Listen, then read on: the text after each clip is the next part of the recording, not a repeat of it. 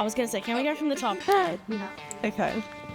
She knows what she's doing. It's a really intense subject. Hot topic. I found that really gripping. Never enough comedy.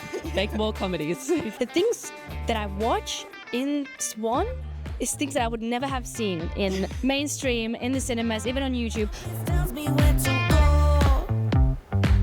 Everything I touch turns to gold. It's automatic on the roll. Let's ignite this feeling. Gotta let it. Okay, yeah. My name is Ella. Hi, I'm Giz. Yep. What was your role here? Well, my full name is Gizela Harms, and I'm the directing manager of Swan. Great. So what makes a film stand out during your selection process? That's a really good question. I would say, to be honest, films that shorter films, honestly. I mean, in general, in the festival circuit, shorter films tend to be better. But when a film is really short but really powerful, you know, like it's a really intense subject and they just bring it together quickly. That's, I think, something that really stands out because it's you start watching it. They develop the point, and then you reach the point so quickly that you're like, oh, that's going to sit with me now. I'm going to remember that film from start to finish, you know? I definitely saw that. Yeah, that last one? Oh yeah, God. That last one is a really good example of that. Yeah. Are there certain genres or themes that you wish filmmakers explored? Well, in short film, you typically do get a lot of like darker films and thrillers and stuff. So I would actually say this is Swan's happiest year. Yeah. Maybe that last session was a bad example of that, but tonight, especially the magenta shorts, is I think the happiest session we've ever had here at Swan. There's a bummer or two in there, not that there's anything wrong with a bummer, but definitely a lot more happy films and uplifting films. There's probably something I'd love to see more in the short circuit. Yeah. I'm glad of that. That's good news because I was about to cry. When you see a great short film, what tells you that filmmaker has long-term potential? Oh, do you know what? When we're reviewing the films, we actually give a letter grade to certain characteristics like directing, producing, editing. And sometimes when you're watching, people will ask us, you know, when we've had guest reviewers and such, they'll say, how can we give a grade to something like producing, you know, when we don't know what the production was like, you know? And I think there's certain things in a film that you can tell to what degree a certain person was doing their job. So for example, we'll give a really high producing mark to a film that we know would have been very complicated or difficult to pull together. Like one of our films has a whole class full of children, right? That would have been really difficult to put together, especially when they get drunk in the film, this group of children. You know, having to control that would have been very difficult, and because the film is really good, that's a good producing mark, you know? Yeah. So in terms of what makes a filmmaker's talent, that's the kind of thing we see, and I think a really important one as well as a good director is when, you know, I think a good director is when each department is doing their job so well. The cinematography looks amazing. The production design leads into the story. There's different markers for what makes each role good. And then a good director is if every single element, right? So each head of department does the best for their department, but the director's job is to make sure all of that is all aiding one story. And I think that's the mark. There's different marks for different great things, but that's one in directing that I see a lot, which is when it's all going towards one narrative purpose. Yeah. What's a practical piece of advice you'd give to anyone making a film for festivals? Practical advice? I mean, I already said shorter is better. It's just real, because realistically, you know, we get some really great films that are submitted but sometimes they're like 25 minutes long. And I'll be honest, there's not a lot of great films that are 25 minutes long. If you're making a short film, it's meant to be short. Yeah. And if your short film is 25 minutes long, but there's 3 other great ones that are 10 minutes long, I have to ask myself, does your one short film deserve to take the place of 3 other good short films, you know? So shorter is my practical advice. Yeah, to be honest, I would say that's the most important. Yeah. Okay. And you don't need a good big budget to do that. Yeah. Thank you so much. Thank you very much.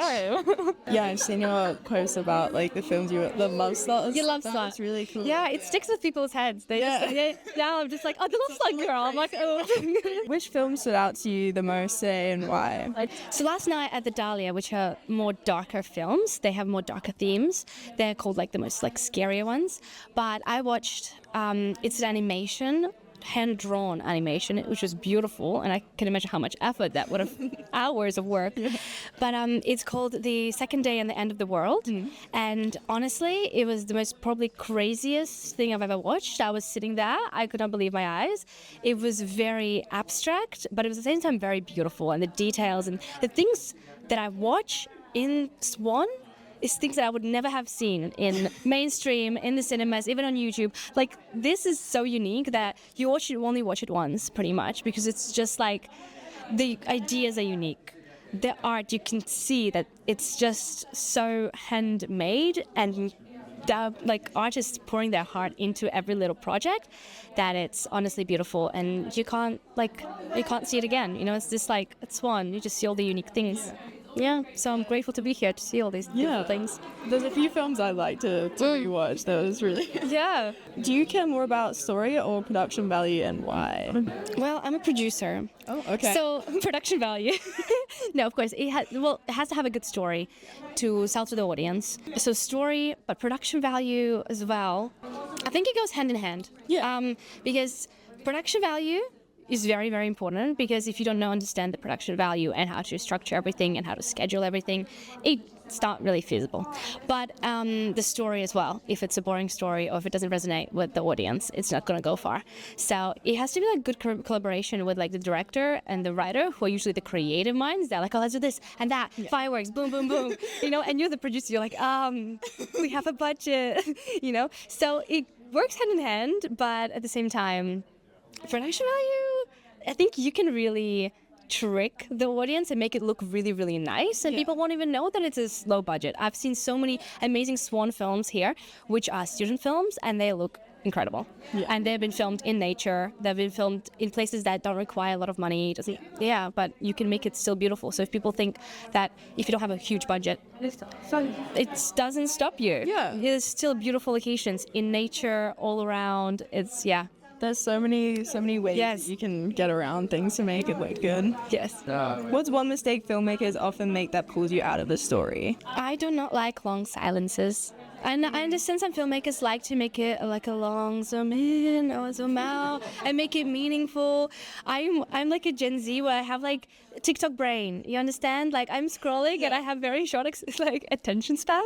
That I like more fast-paced films, or at least like, even if it's a conversation, different angles, and just quickly changing like the angles. So if I would direct a film, I would keep it really fast paced, just not to bore the audience. Yeah. But of course I understand some films, they need the depth, they need the emotions.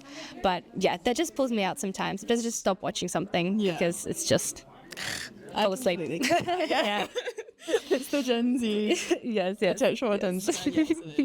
Thank you very much. Of course. Thank you. Right. What was your name? Warren. My name's Ella. Nice to meet you. What was your favourite film that you just watched?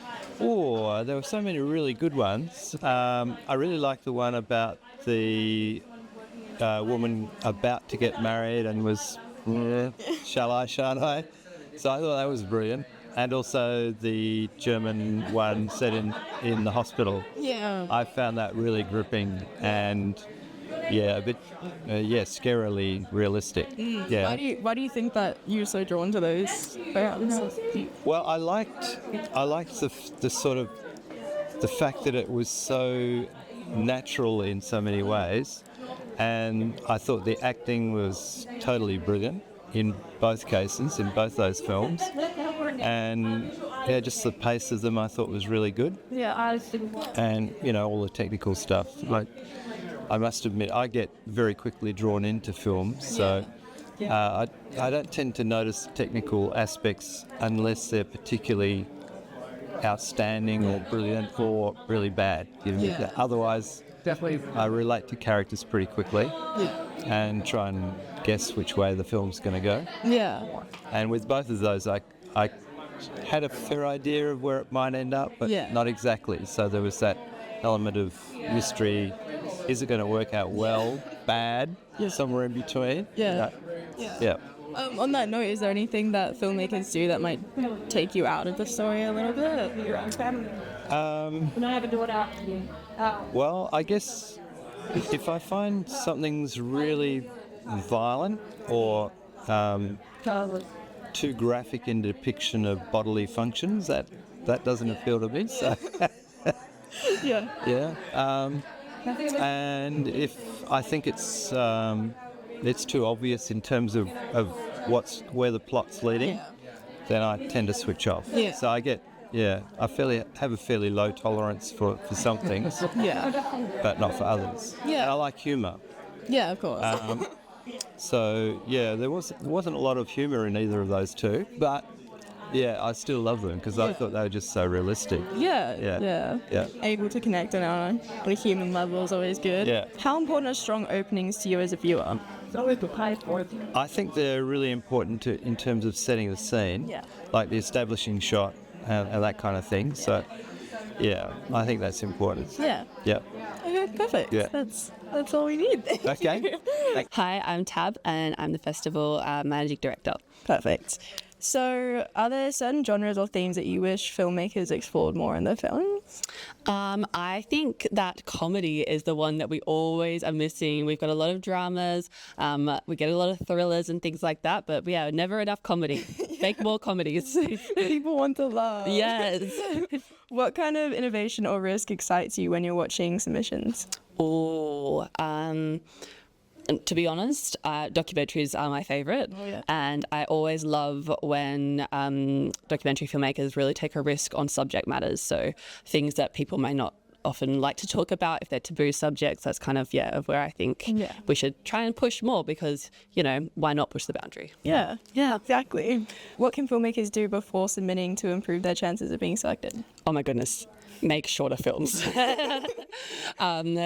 have talked about this so much this year. Like, if you make the most perfect, exactly 30-minute film, it doesn't really matter how perfect your technical aspect is, your writing is, you're a hard film to program. We have so many incredible longer submissions, but when it comes down to what we're cutting first, we're always having to cut the thing that takes longest because we could have two great 15-minute or short films or your one 30-minute or short film. So for the sake of making your film the most programmable, under 10 minutes, please, I beg. And one of the other ladies said that too. Yeah. Big thing. What's the most common mistake you see in festival submissions? We are a women's film festival, and the most common mistake we see is people not reading the instructions or the rules and requirements for the festival. If you have 3 above the line male filmmakers, you do not qualify for our festival. You are a free donation to the festival. Thank you so much. Perfect.